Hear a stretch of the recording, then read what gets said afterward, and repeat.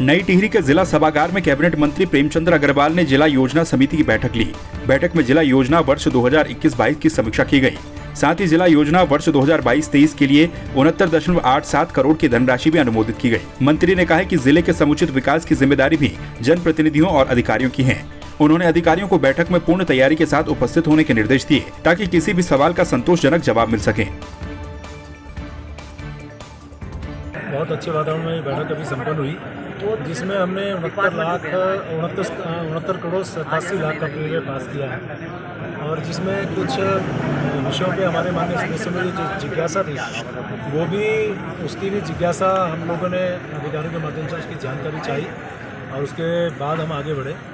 तो 2-3 बिंदुओं पे विषय थोड़ा सा मुझे लग रहा था, जैसे लोक निर्माण विभाग में कुछ परिव्यय बढ़ाने की बात थी, पर्यटन में बढ़ाने की बात थी और ऐसी लोक निर्माण विभाग ओल्ड आवास में कुछ कम करने की बात आई। तो परिव्यय पास हुआ है। हम लोग कोशिश करेंगे जो जिस प्रकार से सदन ने पारित किया उस अनुरूप हम उस बजट की व्यवस्था कर सकें।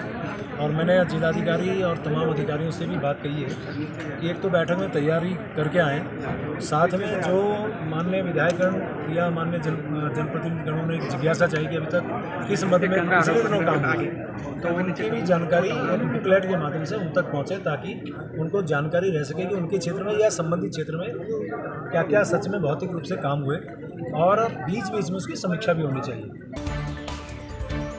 दिल्ली से देहरादून लौटते वक्त प्रदेश के परिवहन मंत्री चंदन राम दास ने निगम के द्वारा खतौली में अनुबंधित ढाबे का निरीक्षण किया। इस दौरान उन्होंने वहां बैठी सवारियों से बातचीत की और ढाबा संचालकों को शुद्ध व पौष्टिक भोजन उपलब्ध करवाने को कहा। इसके अलावा उन्होंने ढाबा परिसर में साफ सफाई का भी जायजा लिया। उन्होंने साफ सफाई की उचित व्यवस्था करने और रेट लिस्ट के अनुसार सवारी को भोजन उपलब्ध करवाने को कहा। आपको बता दें कि खतौली में ढाबा संचालकों के द्वारा खाने के नाम पर बहुत ज्यादा ओवर रेटिंग की शिकायतें आती रहती हैं। नैनीताल पुलिस अब हाईटेक कंट्रोल रूम से अपराध और यातायात व्यवस्था को संभालेगी। प्रधानमंत्री की घोषणा के तहत नगर निगम पुलिस विभाग को 40 लाख रुपए आवंटित करेगा, जिससे पुलिस का हाईटेक कंट्रोल रूम तैयार किया जाएगा। एसएसपी पंकज भट्ट ने बताया कि कंट्रोल रूम सभी अत्याधुनिक तकनीक से लैस होगा। इसके अलावा शहर के हर कोने को सीसीटीवी से लैस किया जाएगा।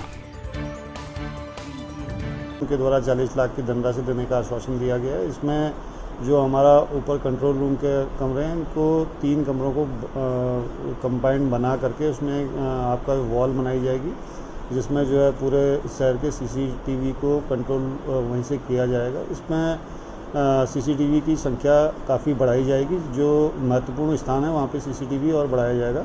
ये अभी हमारा प्रपोजल बन रहा है। इसको 1 सप्ताह के अंदर हम लोग आपका मेयर साहब के सम्मुख रखेंगे और इसके आधार पर आगे की कार्रवाई होगी।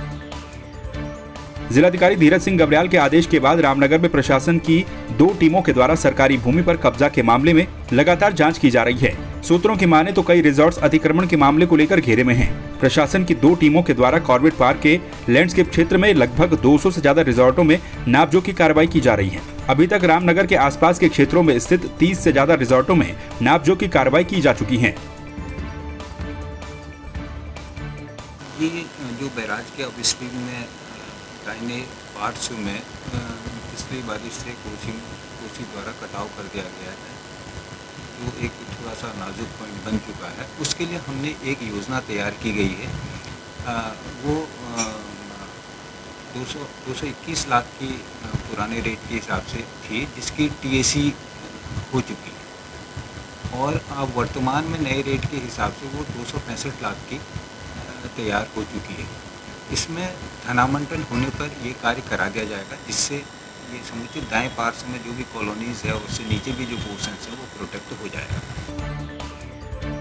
2016 में नवगठित नगर पंचायत थराली में आमजन की सुविधाओं के लिए बिजली के खंभों पर लगी पथ प्रकाश योजना दम तोड़ती नजर आ रही है। यहाँ नगर पंचायत के 4 वार्डों में से थराली वार्ड तो अभी तक इस योजना से कोसों दूर है। वार्ड में अभी तक एक भी स्ट्रीट लाइट नहीं लगी है। वहीं कुछ वार्डों में बहुत कम संख्या में स्ट्रीट लाइटें लग पाई हैं। अधिशासी अधिकारी टंकार कौशल ने जानकारी देते हुए बताया कि 1 हफ्ते के अंदर स्थिति को सुधारा जाएगा। सर, ये जब से ये लाइटें लगी है तभी से ये खराब चल रही है, तो विगत यहाँ पर आने जाने वाले को परेशानी होती है। राहगीर चलते हैं, रात भर अंधेरा रहता है और जिस हिसाब से ये लाइटें लगी हुई है उस हिसाब से ये जब लगी और उसके कल को ही खराब हो गई। और हमने स्थानीय नेताओं को और नगर पंचायत हराली से ये शिकायत बार बार की है कि भाई व्यावसायिक दुकानें हैं, उनके आगे की जो लाइट है ये सही कर दे। माल सामान बाहर में रहता है, कई चीज़ें, तो ये अभी तक वो कोई सुनवाई ही नहीं करते इस बात में। जो लाइटें इन्होंने पूर्व में लगाई थी, कुछ लाइटें इधर दिखाई दी, वो 2-4 दिन तो जली, लेकिन वर्तमान में ना वहाँ पोल दिखाई दे रहे हैं और ना स्ट्रीट लाइट का कोई पता है कि मार्केट में स्ट्रीट लाइट लगाई होगी इन्होंने।